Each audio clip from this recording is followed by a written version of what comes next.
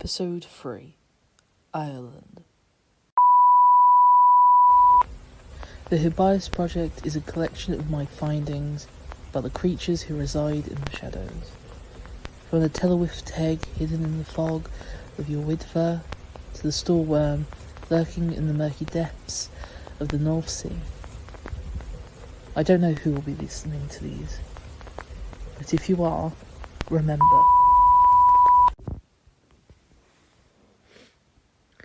This is a letter Rosemary De Vira sent me during her trip to Ireland.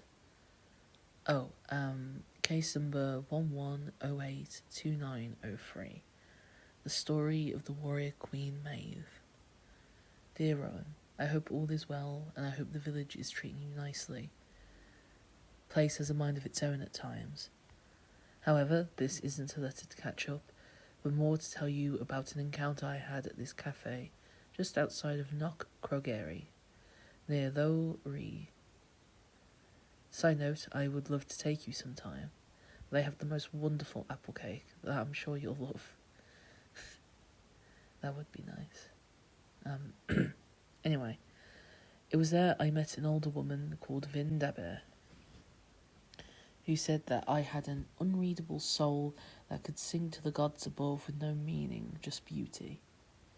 She was taken aback with my Scottish accent, but she was more pleased that I wasn't another English tourist, which I respect. She told me that a goddess was buried not far from here, Meb, but her name was anglicised to variations of Maeve. She was meant to be so beautiful that when men would look at her, 2/3 of their valour would be robbed. She married Ali Mac Mata, who was the king of Connacht, having 7 sons and 2 daughters. You may know of the tale, Cattle Raider Cooley.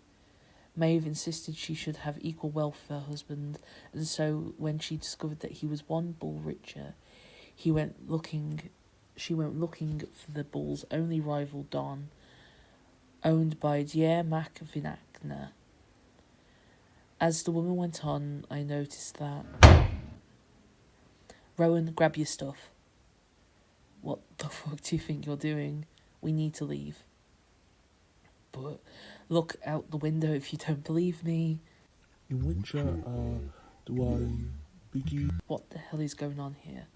Don't touch me. You need to tell me what is going on. In which do I begin? I think we've lost them. Any idea what they were saying? Maybe, but I think you already know what they were saying. Rowan, now is not the time. When do you think it will be a good time?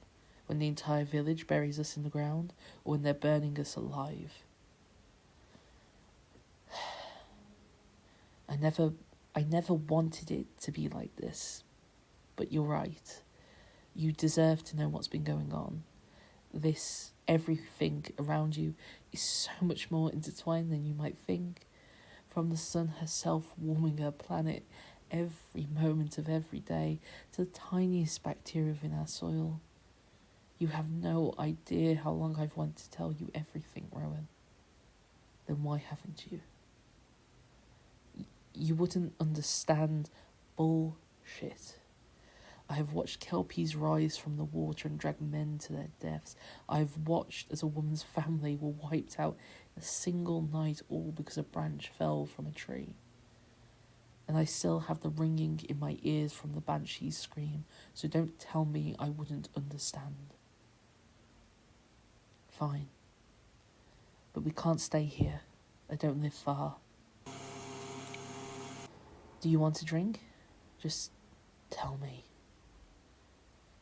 The creatures aren't a big fan of humans snooping around their business. I'm aware. That's why me and my family have kept it to ourselves until you convince me otherwise. But shouldn't this be shared?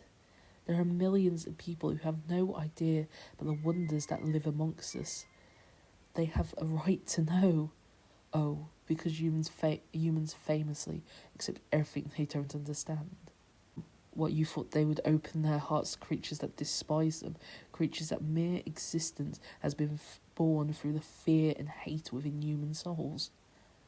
But you can convince them otherwise. You have decades, maybe even centuries of data. You can teach them. They won't listen to me. I'm a fucking hermit who studies creatures that are believed to be mythical. Those creatures don't want to be known. Humans already are destroying their home. Why would they want them to understand? You have not the slightest clue of anything that I do, or my family has done. You can't just waltz in and change everything. Oh, my dear Rowan, I already have. The Faye Jones disappearance, the discovery of the Atlas, that's already available for the world to see. Granted, it hasn't been viewed by many, but it's still there. It was you who put it there. But you convinced me. And how did I do that? I haven't made you do anything you already wanted to do, because I am you. I don't understand. For someone so clever, you really are so stupid. The day you heard that banshee scream, what happened? I don't remember. I know. You were 6 and I was 12, though you always acted so much older than me. The only holiday our parents could afford, playing in the woods as Dad collected his supplies, but I was too impatient. I didn't even know you followed me. Those giant oaks, the cool spring sun overhead.